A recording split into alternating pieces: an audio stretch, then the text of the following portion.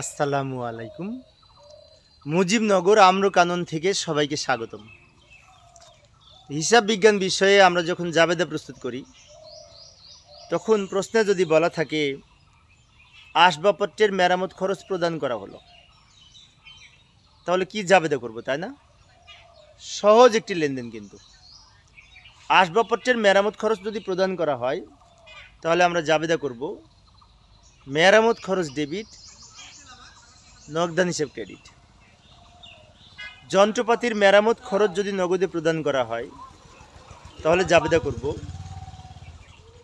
যন্ত্রপাতির মেরামত খরচ ডেবিট, নগদান হিসেব ক্রেডিট। অর্থাৎ মেরামত খরচ বলতে সাধারণত আসবাবপত্র, যন্ত্রপাতি, মেশিন ইত্যাদির যে মেরামত খরচ প্রদান করা হয় সেটাকে বোঝায়। তো মেরামত খরচ যেহেতু ব্যয়, সেজন্য মেরামত খরচ ডেবিট হবে, আর নগদ টাকা কমে গেলে নগদান হিসাব ক্রেডিট হবে। ধন্যবাদ সবাইকে।